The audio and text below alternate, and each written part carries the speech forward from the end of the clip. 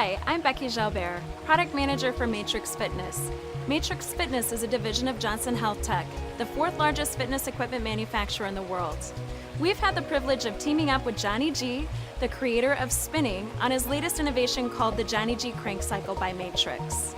So let's get you ready to crank by going over some of the key features of the KRANKcycle. We're going to start with the height adjustment. You want the crank axis chest height to start, and to adjust the height, one hand goes on each side of the crank axis, supporting that headstock, then pulling the lever to the side, either pushing it up or pulling it down, making sure it locks into place. If you want to work a little bit more on strength, you can bring it a little bit lower. If you want to work on your endurance, go ahead and bring it a little bit higher. For now, I'm going to start chest height, and so that's our first key feature of the KRANKcycle. Our second one is the independent crank arms. What makes independent crank arms so cool is it gives you a lot more training options when you're working your entire upper body. So we're going to go over 4 basic movements, starting with a single arm right. And your resistance knob is at the top. If you want to add resistance, you turn the knob towards the plus sign. If you want to take off some resistance, go ahead and turn the knob to the minus sign.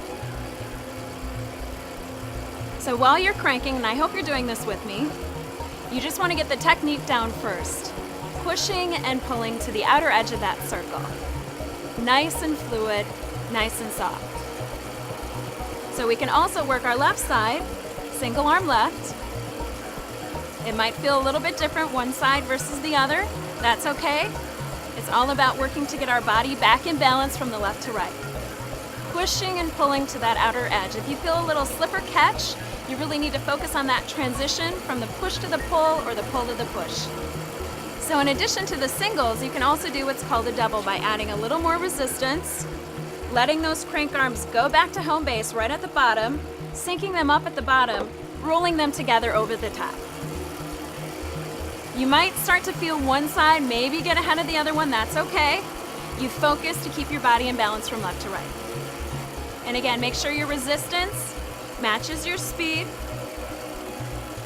And if you get out of sync, come back to the bottom, sync them up, roll it again.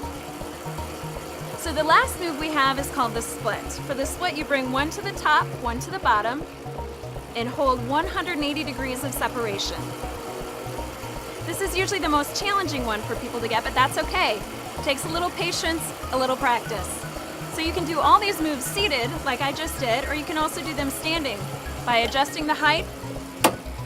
Again, going single arm, adding a lunge to it, challenging your little body, adding your core into it a little bit more, your shoulder girdle, working some different combinations.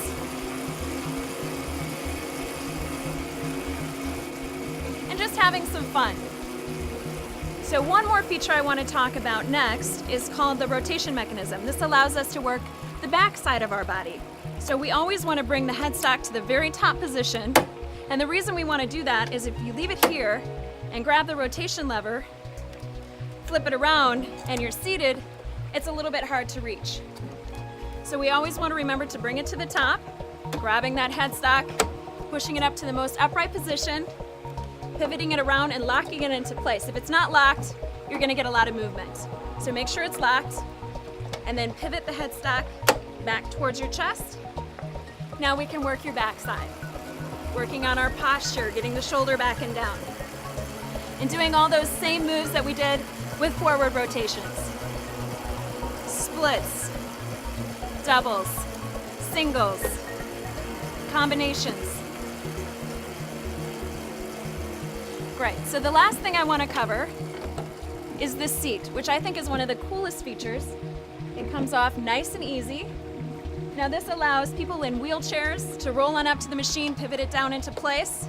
They can take an indoor cycling class, a cranking class along with everybody else. It also gives able-bodied users a lot more training options with stabilization, single leg moves in the center. The possibilities are endless. One thing I do want to mention is when you're putting the seat back on, make sure it's fully engaged, test it before you sit back down. And if you ever forget any adjustments or settings, please refer to your script and enjoy the ride.